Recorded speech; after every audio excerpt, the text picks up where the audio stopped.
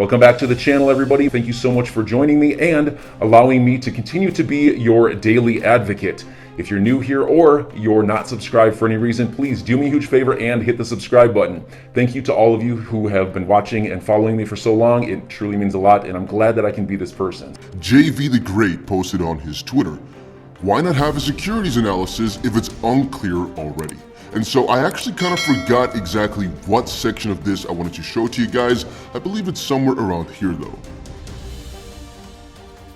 To the Senate, Chair Gensler stated in a somewhat contradictory way that, quote, "some of these tokens have been deemed to be commodities and many of them are securities," close quote. So I'm curious, will you be able to explain why the report did not include any analysis of policy issues under the securities laws as they pertain to stable coins? And was it discussed? And again, given that the SEC is a member of the working group, certainly if it wasn't discussed, why not? Yes, of course. So the President's working group was convened to review stable coins as a possible way to improve the payment system. And the mandate was to identify whether this new possible payment instrument, based on a new technology, would have the appropriate regulatory framework. And the goal was to identify gaps in regulation. As I've mentioned in my testimony, this proposal builds on existing. I also kind of wonder, is she reading this off, by the way, or is she like just looking at her screen, which is all the way up there and the camera is like lower or something? Laws and regulations that apply, including SEC regulations that apply to stable coins as a investment asset or a security. So Did I miss something? I mean, it doesn't look like there was any analysis that was actually done on that. No, we did not include what the existing securities were, but what is unique? Hold on, I'm sorry. This man, by the way, is a freaking beast. He's like, yeah, nice story. nice story what you're writing right there. But so what's the conclusion? She's like, well, no, we did. So he's like, what are you talking about? Hold on. I'm sorry, Madam Secretary, but it's unclear already. So why would you not do that analysis?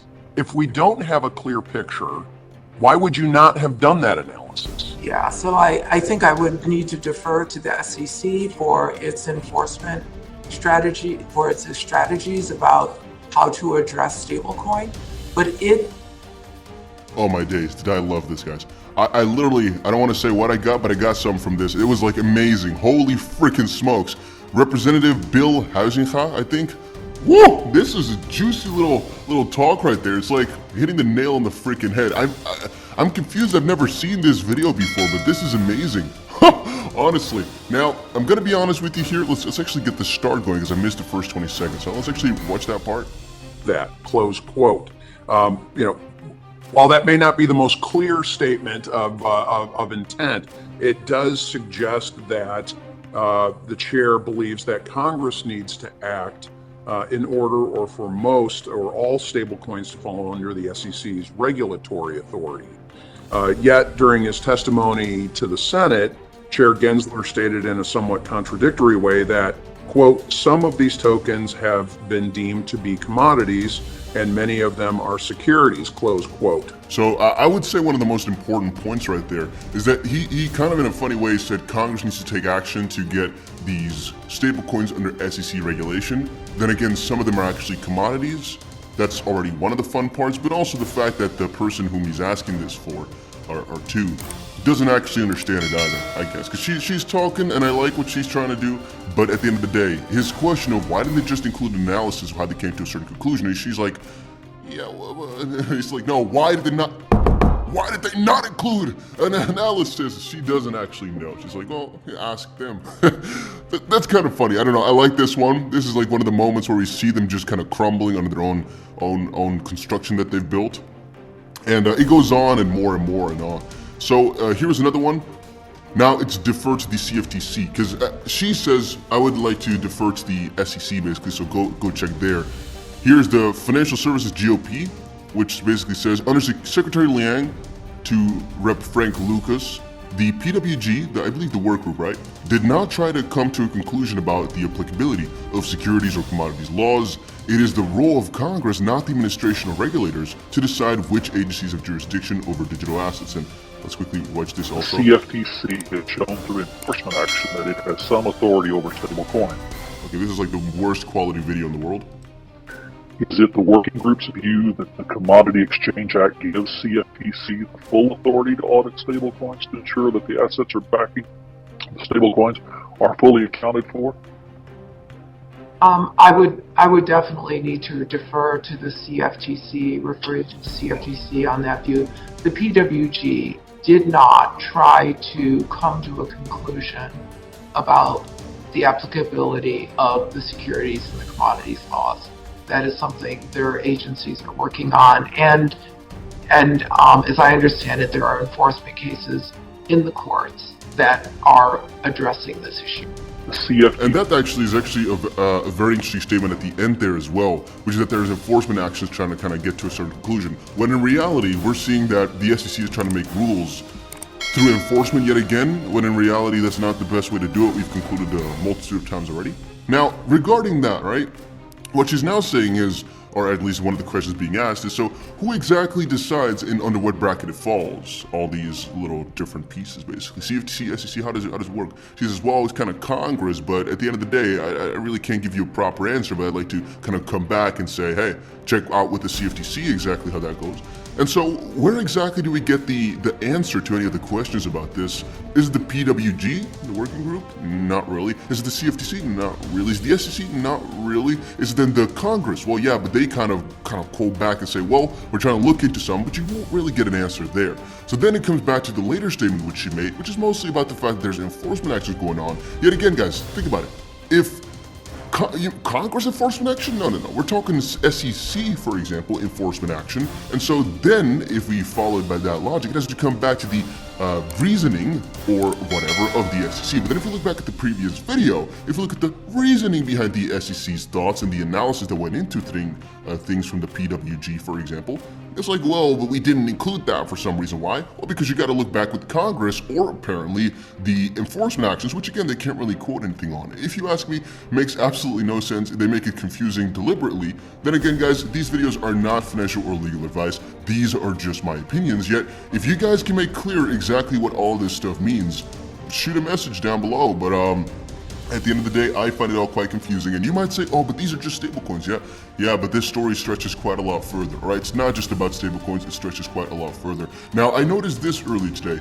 SEC brings charges against blockchain-based trading platform over alleged violation of disclosure rules. Guys, I am never trying to say that the SEC is always in the wrong or they're a completely destroyed entity or some sort. No, I am saying the course of action of the SEC is most of the time here ununderstandable. That does not mean that the SEC doesn't do their job right sometimes. I mean, I literally think the SEC is one of the most important entities over in the United States, which I think is also why, at the end of the day, they should do their job better, not just completely be out or something like that.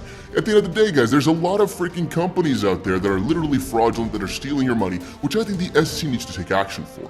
Then again, I don't really think Ripple is one of them based upon everything that we've seen in the Ripple v. SEC lawsuit. And also, I think that if they're gonna be this governing head, that they should also keep a clear overview and a clear explanation for every action that they do take, following their own principle of protecting the investors. If you're doing that, then also give the investors the insight as to how you're protecting them, not just, I'm protecting you, don't ask questions, I'm protecting you. You know, that's kind of how it's going right now. At least as far as I'm concerned, that's the way I'm kind of feeling it. It's like, we're not going to tell you anything on the insides. We're just doing everything, all the thinking for you. If you have any questions about that logic that we have, so good luck. All right, good luck. We might sue you for it. All right. So a couple other things. Wrath of Kahneman shared this. Watching. Ripple investor SBI and the World Bank Group IFC have invested in Dubai's Global Market Access Network (GMA) to back their trading platform for global foreign stocks. Notably, the cloud-based platform aims for multi-currency settlement, which I think could be interesting. No Ripple or XRP link, GMA is already multi-currency. It's just interesting given the parties involved and the locations, Dubai and the cloud. The SBI PR public release is right there. Just a little fun part. However, we also have some real news on Ripple specifically. Payment infrastructure news. The last few days have been marked by positive news for Swift competitor Ripple. Observers speak of a possible turning point in the lawsuit with the SEC, but more interesting from our point of view is the cooperation with Modular, which could give Ripple project a new boost. The partnership means the firm using Ripple's RippleNet for real-time payments will have an alternative to legacy correspondent banking for payments into UK and Europe, explains Finextra. I'm actually do this one. Quoting Cindy Young, MD, RippleNet Europe, together we look forward to providing faster, simpler cross-border payments experience for customers on RippleNet and into the UK and Europe. So that's actually really nice to see them quote it like this. We really haven't seen a lot of these outlets that actually express why these things are so bullish, and so I like it from that perspective. I just like them quoting about it instead of just us reading into it and learning about it only ourselves. So look at a couple of pieces of news that we got today. Let's see. So James Fellows shared this. Gensler argues that crypto exchanges offering digital assets need to be registered with the SEC. Sam Bankman-Fried indicated that in an interview that he'd prefer to see the CFTC's take on a bigger role, crypto's aspiring Washington kingmaker. Basically, anyone can do a much better job at regulating crypto than the SEC. Their ignorance of pursuing enforcement actions toward our industry will cripple innovation, for sure. Just to put things into perspective. Let's see what else we got here. John Deaton said, fighting the SEC to get documents being held from the public. This appeal is for correspondence between Clayton and Tom Cotton, Mike Crapo, that's a nice name, and NSA Ratcliffe related to the SEC's lack of clarity, suppression of innovation, and favoring certain assets over others. Why not produce? Produce. FJ said, whose SEC is this? Whoever is overseeing this agency needs to be held accountable. We deserve better. Let's see the letter real quick. Appeal Freedom of Information Act. This is another FOIA request. Yeah, which is Freedom of Innovation Act request. Dear Mr. Deaton, this response to your January 25th FOIA appeal regarding the delay in the FOIA office response to your document or December 20th, 2021 FOIA request. I've reviewed your appeal and confirmed that the FOIA that it is still reviewing your FOIA request. FOIA office, okay. I am therefore remanding this matter, sorry guys, I'm freaking stupid reading this, but okay, to the FOIA office and requesting that the FOIA officer process these requests as expeditiously as possible. You may contact the number FOIA branch chief regarding the status of this matter on remand. If you have any questions regarding the determination, please contact senior counsel. Okay, interesting. I didn't know he was actually trying to get some information on the background as well. So a FOIA request is Freedom of Information Act. What it kind of comes down to, guys, what the FOIA is kind of come down to, as far as I know, understand, right? Not a lawyer. I'm just reading stuff. That's it. I guess a lawyer also just reads stuff and then learns stuff and then applies that stuff. All right. So what I meant to say is the FOIA request is just the SEC is an agency where the information that they possess, at least a lot of it, should be out and open to the public if they so demand it, if it so be necessary. And so what he's doing is basically putting up a request that follows his own right to know specific pieces of information from a public entity or an entity that serves the public, so to speak, because the information should be publicly available if it's been demanded for any specifically here in this case, I guess, or at least specifically, I guess, if you need it for a lawsuit, I think it should also be eligible to be required, but it doesn't matter exactly what my thoughts are about it. I think it's just they are supposed to hand over certain pieces of info if it's been required, and that's again what the Freedom of Information Act is for, and he's putting basically a use upon that with this specific request, right, or an appeal to file a request or something like that. We'll see if he actually gets any of the information. It's already a very good idea that he's at least trying something, so I'm already happy about that. I guess we covered all the most important pieces of news, except for this one. We also covered this one, right? Yeah, we also covered this one. So I didn't really cover too much in depth. I'm just trying to say, I don't even know the details of whether or not this exchange is doing anything wrong. What I meant to say about it was actually kind of connect these two links, which were, I believe, the Sam Bankman-Fried. These two ones kind of link together in some sense that we don't really know exactly who should regulate exchanges or exactly how that should come along, as they're not security exchanges. You know, they don't handle security, so why would the Securities and Exchange Commission, which mostly does securities on exchanges, handle it? Is it because of the SE, the E part only? Or should it be the commodities future. It could be CFTC, as there's also a lot of leverage things on there. I don't know. It's difficult, definitely a difficult battle. I digress. I meant to say that the SEC sometimes is on the right path with trying to actually keep your money safe. Sometimes it's just the fact they're trying to withhold so much information and actually explain why and how they're doing these things that makes things bad. And then a completely unrelated piece of news that I think was really big though. It's related to an exchange, so I guess it relates to some way, shape, or form to the story. Binance and the record label behind K-pop sensation Blackpink will work on creating eco-friendly NFTs. Okay, so I don't really care about the eco-friendly part for the NFT thing specifically, as I know it's just a money grab in any way, shape, or form. Most of these things that you're seeing right now, they're not meant to just be, oh, we're gonna do this for the environment. If they really wanted to, good, but I don't believe it. Let's put it like that. If it really is their main purpose, nice. I don't believe it though, right? Maybe call me ignorant, I don't really care. But I honestly think this is just another money grab, another very big potential thing. You know, the agency behind Blackpink, you know how crazy good their marketing is. It is insane. So the way I see it, right, when we looked into the guy of BlackRock, what's his name again? Larry Fink.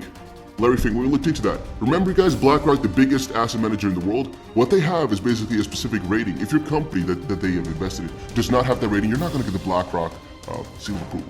So almost any company out there right now, even Ripple is doing it, they're abiding by the standard basically. You have to do a lot in eco-friendliness to be able to be eligible for a lot of backing and to actually get a nice, basically goodwill from companies or from the world, whatever. So whenever somebody's doing an eco-friendly thing in this sense and they're marketing it like that, I sometimes think, yeah, not so sure if that's their main goal or just for promotional efforts. Then again, I guess still the point lies. If you can actually buy into it and it's kind of like a demandable thing, so it's not like 50 billion different NFTs out there, I would honestly still recommend looking into it, as there's a very high probability that this is still going to pop off, as this community, right, from the Blackpink and whatnot and a lot of the K-pop sensations is so severe that there's most likely a good amount of money to be made, as it's most likely going to sell out within a second or 5. People will pay crazy money to actually have it and whatnot, as this is like cult-like followings, if you ask me. Point being, look into it further. If you can't buy it, I would definitely highly recommend to check it out at least. I cannot say I would recommend to buy in a sense that it's not financial advice, but I will say, no, whatever, I can recommend to buy. It might go wrong, I'm not a financial advisor, I'm just a random kid on the internet, all right? So enjoy your day, everybody. I'm always here for you. Leave any comments or questions below and be sure to subscribe. But thanks, everybody. I really appreciate you. Enjoy your day, and I always have your back. So thanks so much, everybody.